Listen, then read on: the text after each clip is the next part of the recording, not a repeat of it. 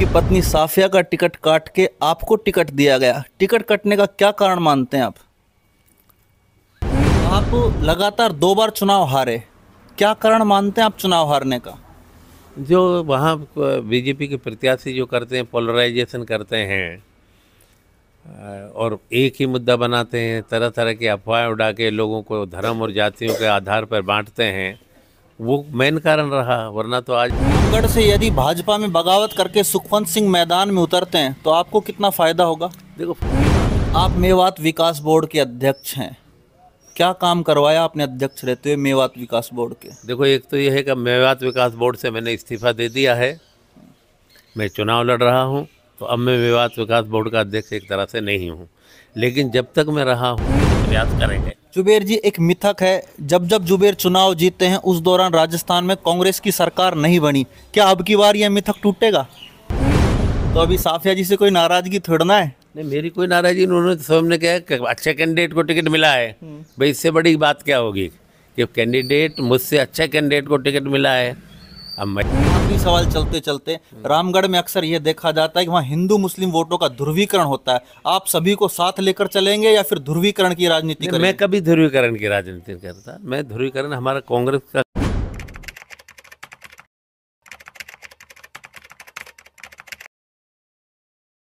राजस्थान में चुनावी सरगर्मियां निरंतर बढ़ती जा रही है। भाजपा ने अपने अधिकांश प्रत्याशियों की घोषणा कर दी है, उसी प्रकार कांग्रेस भी लगभग अपने प्रत्याशियों को मैदान में उतार चुकी है। रामगढ़ विधानसभा क्षेत्र से जुबेर खान को मौका दिया गया है, उन्हीं से हम बातचीत करेंगे। सर, पहले तो बहुत बहुत बधाई आपको। धन्यवाद। सर, आपकी पत्नी साफिया का टिकट काट के आपको टिकट दिया गया, टिकट कटने का क्या कारण मानते हैं आप?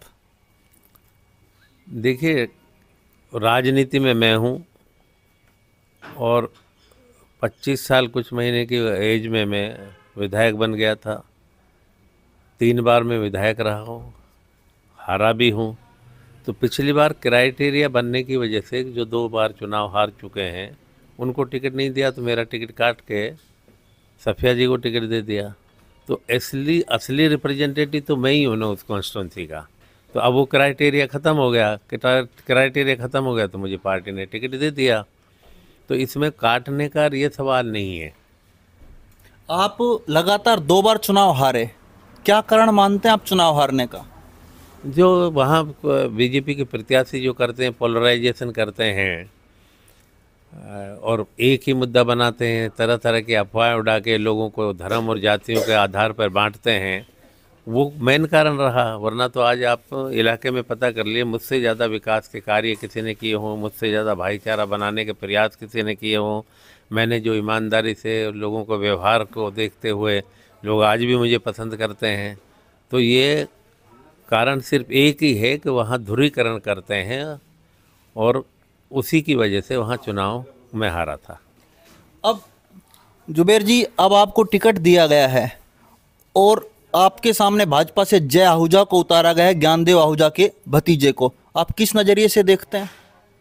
देखो, भारतीय जनता पार्टी का क्या नज़रिया रहा होगा वो तो वो जाने, उनकी पार्टी है, हम उसके बारे में कुछ नहीं कहना चाहते।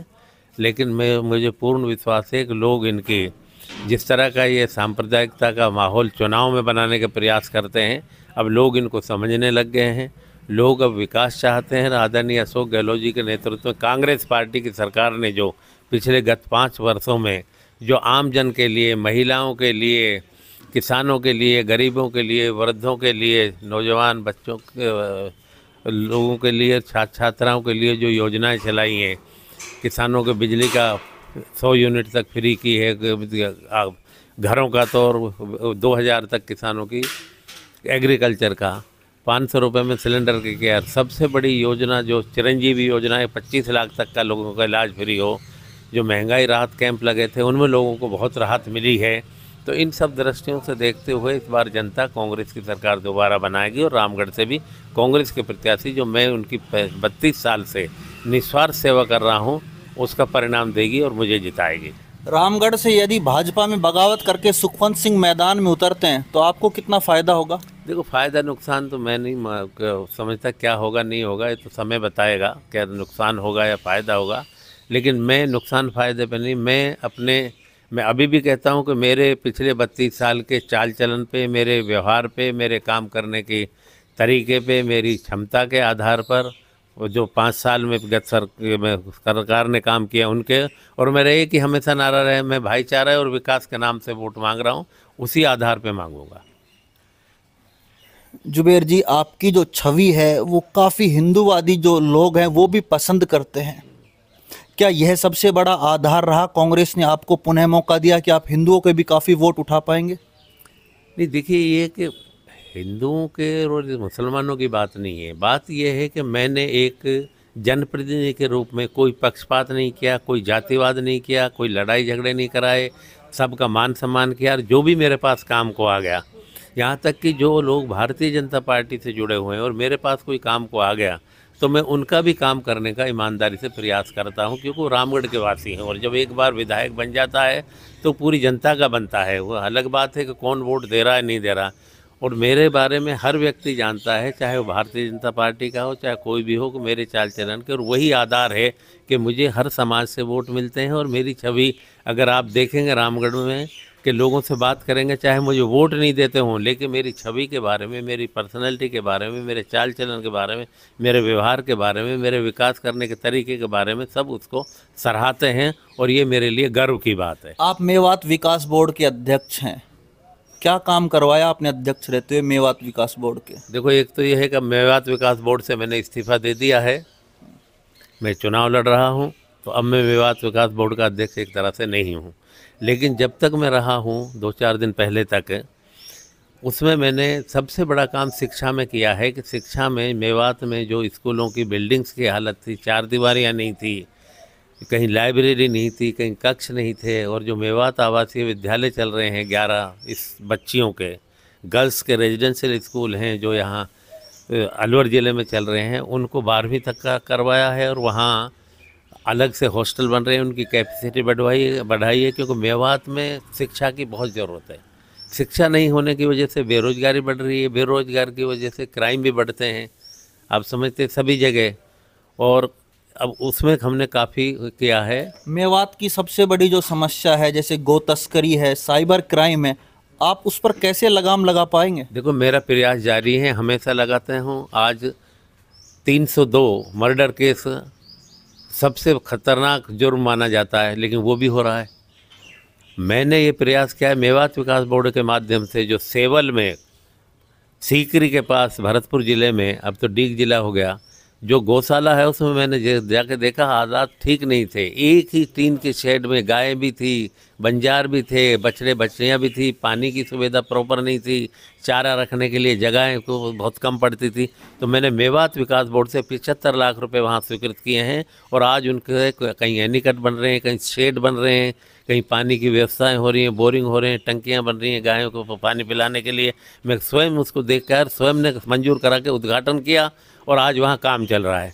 इसी तरह रामगढ़ में मस्ताबाद और मेवखेड़ा के बीच में एक ज़मीन है जो लगभग 25-30 बीघा ज़मीन है, वो हमने आवंटन कराई है मेवात विकास बोर्ड के माध्यम से गौशाला बनाने के लिए, और उसके लिए 49,75,हजार रुपये मंजूर भी कर दिए 4 दीवारी के लिए, और उसमें पानी की व्यवस्था करने के लिए। वहाँ गांव के लोगों ने एक छोटी सी गौशाला ऐसे ही चला रखी है, तो उसी गौशाला को हम बड़ी करेंगे।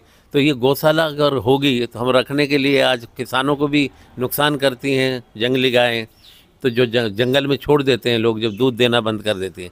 पहली बात तो मैं इसको ही इसकी भर्त्सना करता हूँ, निंदा करता हूँ कि जो इसको हम गाय को माता समझते हैं, माँ समझते हैं, अगर माँ को जब दूध नहीं देगी तो क्या जंगल में छोड़ देंगे? उसको पालना चाहिए, रखना चाहिए। इसी दृष्टि से मेवात में हम ये क्राइम होता है, इस क्राइम को रोकने के लिए गौशाला का निर्माण कर रहे हैं। और मुझे गर्व है कि मेवात विकास बोर्ड की तरफ से मैंने इनिशिएटिव लिया है। भारतीय जनता पार्टी के लोग 10 साल वहाँ विधायक रहे, उनकी सरकार रही, उन्होंने इस बात पर नहीं सोचा।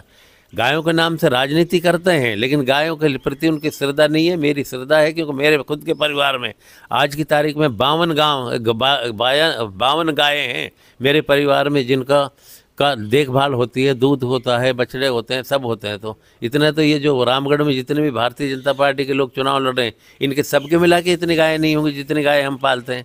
तो ये जो झूठे प्रचार मुद्दा बनाते हैं, और रामगढ़ में देखिए हरियाणा लगता हुआ है, हमारे यहाँ से जो हरियाणा की बॉर्डर है, हरियाणा के लोगों की तरफ से यहाँ इस तरह के क्राइम होते हैं। हमारा पूरा प्रयास है कि इस क्राइम को ख़त्म किया जाए।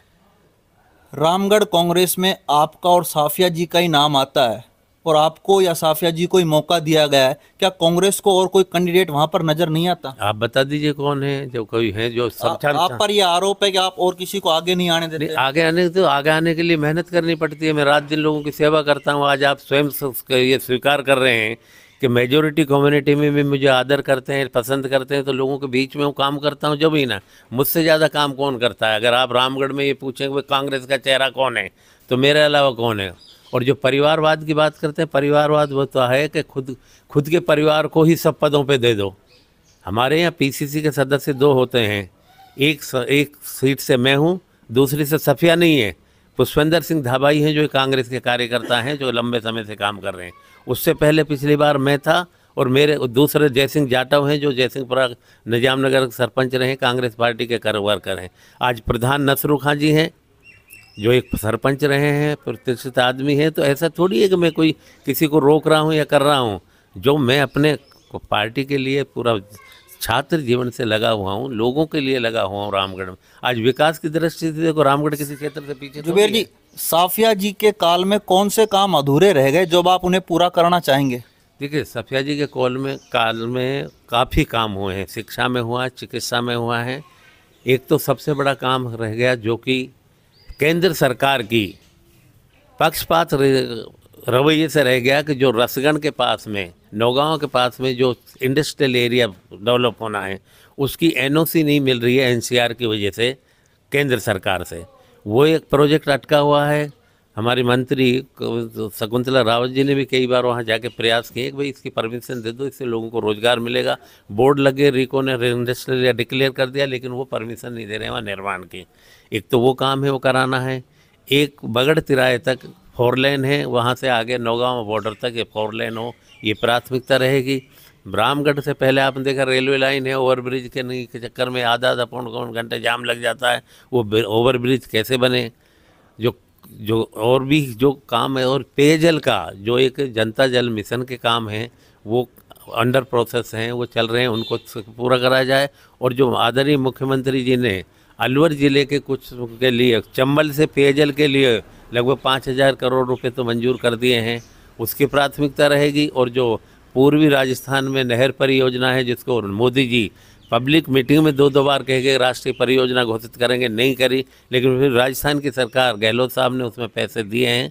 सर्वे चल रहा है कि वो बहुत बड़ा काम है कि अगर जिस तरह से पश्चिम राजस्थान की काया पलट होगी इंदिरा गांधी नहर से, इसी तरह से ये पूर्वी राजस्थान के 13 जिलों में जो ये नहर आएगी, ये काया पलट होगी। जिन गाँव में आप देखिए जहाँ पानी 10-10, 20-20 फीट पे पानी होता था, 400-400 फीट नीचे पानी चला गया, तो पेयजल की भारी समस्या, इसका समाधान करने का प्रयास करेंगे। जुबेर जी, एक मिथक है, जब जुबेर चुनाव जीतते हैं उस दौरान राजस्थान में कांग्रेस की सरकार नहीं बनी। क्या अब की बार यह मिथक टूटेगा?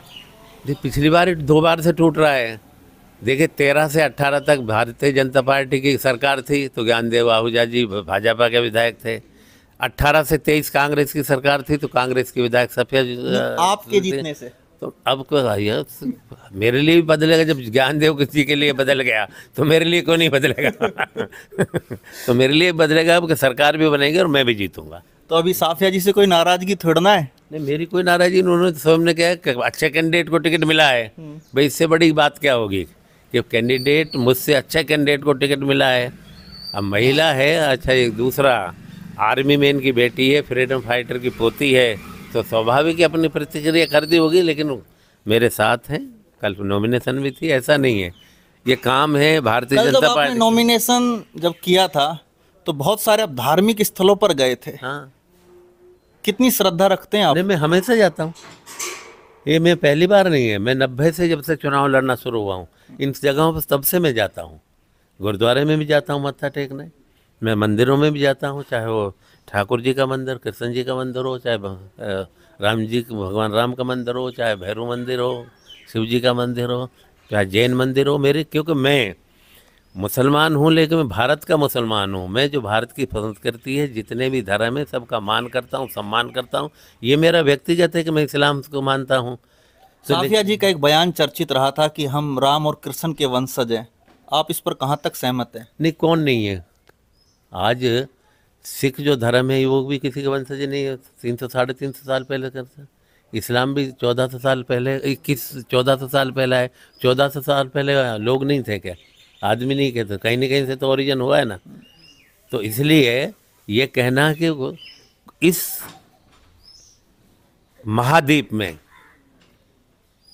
आज चाहे किसी भी धर्म में कोई हो, कौन ऐसा आदमी है जो कृष्ण जी का, राम जी का वंशज नहीं है? एक आखिरी सवाल चलते चलते, रामगढ़ में अक्सर ये देखा जाता है कि वहाँ हिंदू मुस्लिम वोटों का ध्रुवीकरण होता है, आप सभी को साथ लेकर चलेंगे या फिर ध्रुवीकरण की राजनीति करेंगे? मैं कभी ध्रुवीकरण की राजनीति नहीं करता। मैं ध्रुवीकरण, हमारा कांग्रेस का कल्चर नहीं है ध्रुवीकरण के।